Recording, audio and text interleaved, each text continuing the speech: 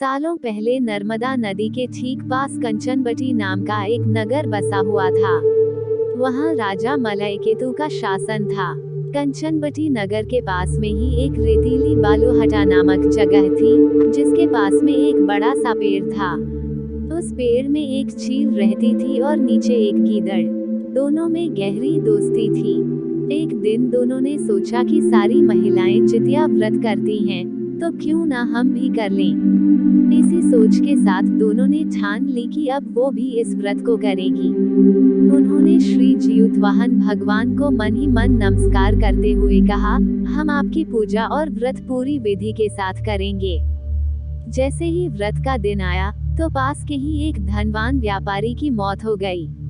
उसको अंतिम विदाई देने के लिए बालूहटा ही लाया गया, जहां गीदड़ और चील रहते थे। व्रत के दिन गीदड़ ने मरे हुए व्यक्ति को देखा, तो उसे भूख लग गई। वो खुद को रोक नहीं पाए और मांस खाने की वजह से उसका व्रत उसी वक्त टूट गया।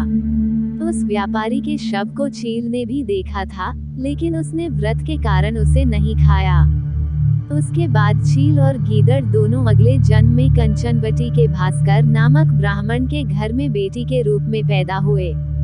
चील का जन्म बड़ी बहन के रूप में हुआ, जिसका नाम शीलवती पड़ा और उसकी शादी बुद्धिसेन नामक लड़के से कराई गई। गीदड़ का जन्म उसकी छोटी बहन कपूरावती के रूप में हुआ। समय होने पर उसका विवाह कंचनबटी के राजा मलयकेतु से उसके पिता ने करवाया। भले ही कपूरावती विवाह के बाद कंचनबटी की रानी बन गई हो, लेकिन उसे बेटा का सुख नहीं मिला। उसके घर जितने भी बच्चे जन्म लेते थे, वो उसी दिन मर जाते। ऐसा होते होते कपूरावती काफी परेशान हो गई। इधर उसकी बड़ी बहन शीलवती को 7 बेटे हुए थे। जब उसके सारे बेटे बड़े हो गए, तो उन्होंने महल में कार्य करना शुरू कर दिया। अपनी दीदी के बेटों को देखकर धीरे धीरे कपूरावती रानी के मन में जलन का भाव पैदा होने लगा। उसने इसी जलन की वजह से अपने पति को कहकर अपनी दीदी के सारे बेटों के सिर कटवाकर एक बर्तन में रख दिए। उन सभी 7 बर्तनों को कपूरावती ने लाल रंग के कपड़े से ढक दिया और अपनी दीदी शीलवती के पास भिजवा दिया। भगवान जियुतवाहन भी ये सब देख रहे थे। उन्होंने रास्ते में ही सभी 7 भाइयों के सिर को धड़ से जोड़ा और अमृत पिलाकर जिंदा कर दिया। फिर सभी भाई अपने घर चले गए और उन बर्तन में भगवान की कृपा से फल भर गए। उधर कपूरावती अपनी दीदी के घर से शोक समाचार मिलने के इंतजार में बैठी हुई थी। जब कोई संदेश नहीं आया, तो वो खुद ही शीलवती के घर चली गई। वहां जैसे ही उसने अपनी दीदी के सारे बेटों को जिंदा देखा, तो वो हैरान हो गई। कुछ देर बाद उसने दीदी शीलवती को अपनी हरकत के बारे में बताया।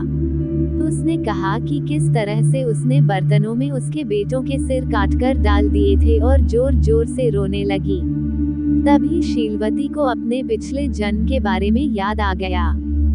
वो अपनी छोटी बहन को उसी पेड़ को पास लेकर गई, जहां वो दोनों पहले रहा करते थे। उसने कपूरावती को पिछले जन्म में रखे जितिया व्रत की पूरी कहानी सुनाई। ये सब जानते ही कपूरावती ने उसी वक्त अपना दम तोड़ दिया। राजा को तुरंत शीलवती ने इस बात की जानकारी भिजवाई। अपनी पत्नी के बारे में दुख भरा समाचार मिलते ही राजा वहां पहुंचे और कपूरावती को उसी पेड़ के नीचे अंतिम विदाई दी। कहानी से सीख: बुरे कर्म कभी भी पीछा नहीं छोड़ते। गलत कामों की सजा को भोगना ही पड़ता है। इस तरह की पौराणिक कहानियों के लिए आप हमारा चैनल को सब्सक्राइब करें और बेल का बटन को दबाएं, ताकि भविष्य में नई नई कहानियां सबसे पहले आपके पास जल्दी पहुंचे। धन्यवाद।